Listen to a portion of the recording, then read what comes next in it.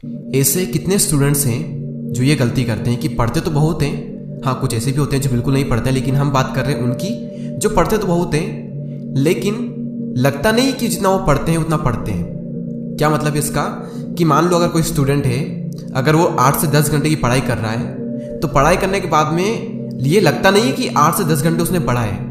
जो आउटकम दिखना चाहिए वो दिखता नहीं है। पढ़ाई तो 8 से 10 घंटे की है लेकिन लग ऐसा रहा है कि यार सिर्फ 2 घंटे ही पढ़े। आउटकम को देखकर ऐसा लग रहा है कि 2 घंटे भी ठीक से पढ़ाई नहीं किए। तो क्या फायदा फिर 8 से 10 घंटे की इतनी लंबी स्टडी करने का।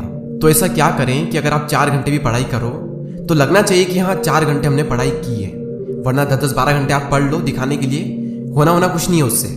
कुछ लोग कहते हैं ना ज़्यादा पढ़ो ज़्यादा पढ़ो ज़्यादा पढ़ो, अगर ज़्यादा नंबर लाना है तो ज़्यादा पढ़ना पड़ेगा। बिल्कुल गलत है, मत पढ़ो ज़्यादा।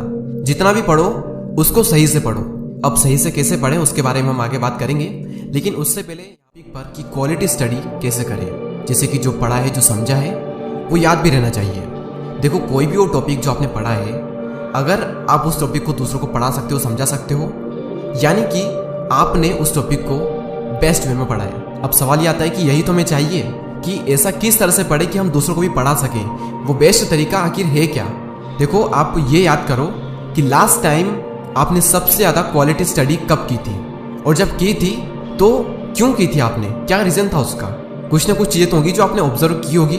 मैं बताता हूँ कि क्या रीज़न हो सकते हैं। पहला रीज़न तो ये हो सकता है कि वो टॉपिक या फिर वो सब्जेक्ट आपके इंटरेस्ट एरिया में था। सेकंड ये हो सकता है कि उस वक्त आप एक सही एनवायरनमेंट में थे, यानी कि शांत माहौल में। तीसरा ये हो सकता है कि उस वक्त कोई इमरजेंसी थी, यानी कि हो सकता है कि आप किसी टेस्ट या फिर किसी एग्जाम की प्रिपरेशन कर रहे हो और उस टाइम थोड़ी अर्जेंट फीलिंग होती है, इमरजेंसी वाली फीलिंग होती है, तो उस चक्कर में आपने थोड़ी इफेक्टिव स्टडी कर ली थी। एक ये रीज़न हो सकता है। या फिर फोर्थ रीज़न ये हो सकता है कि उस वक्त आपका मन लग रहा था पढ़ाई में, और आप में से मैक्सिमम का रीज़न शायद यही होगा। या फिर हम सेकंड वाले को भी इंक्लूड कर सकते हैं कि उस वक्त माहौल जो था वो बिल्कुल सही था पढ़ाई के लिए, यानी कि सबसे ज़्यादा इफेक्टिव स्टडी आपने तब की थी जब आपका मन लग रहा था। अब फिर से यहाँ पर एक सवाल आता है कि मन क्यों लग रहा था। आज हम थोड़ा डीप में चल रहे हैं तो थोड़ा ध्यान से इस वीडियो को देखना। अब सवाल यहाँ पर यह आता है कि मन क्यों लगता है, कैसे लगता है, कब लगता है, और हम अपने मन को कैसे लगाएं। देखो इमरजेंसी में मन लगे या ना लगे, उस वक्त तो हमें मन लगाना ही पड़ता है, हम मन लगा लेते हैं, लेकिन हम उसकी बात नहीं कर रहे। हम बात कर रहे हैं नॉर्मल टाइम में हम मन कैसे लगाएं पढ़ाई में। देखो एक तो मन तब लगता है जब एनवायरनमेंट बिल्कुल सही हो, यानी मान लो अगर घर पर सब टीवी देख रहे हैं और आप भी उनके साथ में टीवी देख रहे हो, तो आपका मन क्यों करेगा पढ़ाई करने को, क्योंकि आपको तो मज़ा आ रहा है टीवी देखने में। और जब एक तरफ मज़ा आ रहा है एक तरफ दर्द है, तो माइंड तो डेफिनेटली मज़े को ही चूज़ करेगा। तो जिस वक्त आपको मज़ा आ रहा है किसी काम को करने में, तो उस वक्त तो आपको उस काम को छोड़ने का मन नहीं करेगा और पढ़ाई करने का मन तो बिल्कुल भी नहीं करेगा। और वहीं दूसरी ओर अगर आपने घर में किसी को पढ़ता हुआ देख लिया, तो कहीं ना कहीं आपके अंदर से ये फीलिंग आएगी कि यार मुझे भी पढ़ लेना चाहिए।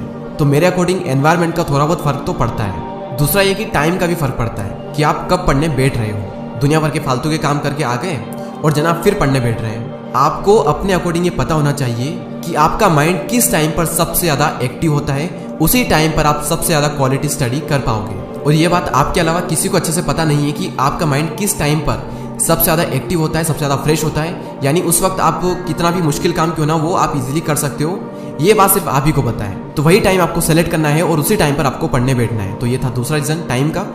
और तीसरा जिनका कभी कभी मन लगता है, क्योंकि कुछ तो ऐसे होंगे ना जिनका कभी मन ही नहीं लगता है, इसलिए हम बात कर रहे हैं उनकी जिनका कभी कभी मन लगता है। वो इसीलिए लगता है क्योंकि उनको उनके फ्यूचर की चिंता है। देखो वैसे तो चिंता चीता समान होती है, लेकिन अपने भविष्य के लिए की गई थोड़ी सी चिंता आपको आने वाली कई सारी चिंताओं से बचा सकती है। और जिनका कभी कभार मन लगता है वो उन्हीं का लगता है जो अपनी लाइफ से संतुष्ट नहीं है। वो नहीं रहना चाहते जैसे वो अभी हैं, उन्हें उनके हालातों से नफरत है। वो ये नहीं चाहते कि उन्हें बाद में पछताना पड़े या फिर ये कहना पड़े कि काश यार उस टाइम पर ऐसा कर लेता, काश वैसा कर लेता।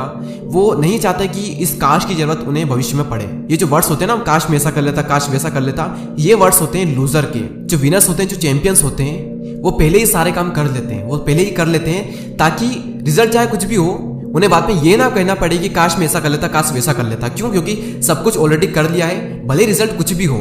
लेकिन हम ये नहीं कह सकते काश ऐसा कर लिया, वैसा कर लिया, क्योंकि सब कुछ हमने ऑलरेडी कर लिया है। उसके बाद में रिजल्ट चाहे कुछ भी हो, ये ना कहना पड़े कि काश मैं ऐसा कर लेता। अंदर ही अंदर ये रिग्रेट नहीं होना चाहिए बाद में कि यार मज़ा नहीं आ रहा लाइफ में, कुछ ना कुछ मिसिंग है, काश पहले थोड़ी मेहनत कर लेता तो आज कुछ और ही होता। और इसी चीज़ को जो लोग पहले से समझ लेते हैं उन्हीं का मन लगता है। बस यही सीक्रेट है और कोई सीक्रेट नहीं है। तो मैं आपको सिंपली बता देता हूँ कि इस वीडियो में हमने क्या बात की है। सबसे पहले हमने बात की थी कि ज़्यादा पढ़ना ज़रूरी नहीं है, जितना भी पढ़ रहे हो वो सही से पढ़ो, यानी क्वालिटी स्टडी करो। फिर सवाल ये आता है कि क्वालिटी स्टडी कैसे करें। देखो, क्वालिटी स्टडी तब होती है जब आपका मन लग रहा होता है पढ़ाई में, ठीक है। अब सवाल ये आता है कि मन कैसे लगता है और हमें कैसे लगाना है। देखो, मन लगता है पहला तब जब एनवायरनमेंट सही हो, दूसरा जब टाइम सही हो, यानी आपका माइंड बिल्कुल एक्टिव हो। ये आपको पता है कि आपका माइंड सबसे ज़्यादा एक्टिव कब होता है, वो रात में भी हो सकता है, दिन में भी हो सकता है। और तीसरा ये कि उन्हीं का मन लगता है जिनको अपने फ्यूचर की चिंता हो, या फिर ये कहें कि वो जो पहले से ही अपने फ्यूचर को इमेजिन कर लेते हैं, उन्हीं का मन लगता है। एंड आई नो कि आपके और भी कई सारे क्वेश्चंस हैं, जैसे कि डिस्ट्रैक्शन को अवॉइड कैसे करें, एक दिन में कितना पढ़ना चाहिए, दिन में पढ़ना सही है या फिर रात में पढ़ना सही है, स्लीपिंग टाइम जो है हमारा वो कितना होना चाहिए, पढ़ा हुआ याद कैसे रखें। तो ऐसे कई सारे क्वेश्चंस हैं जिनका जब तक के लिए जय हिंद, जय भारत।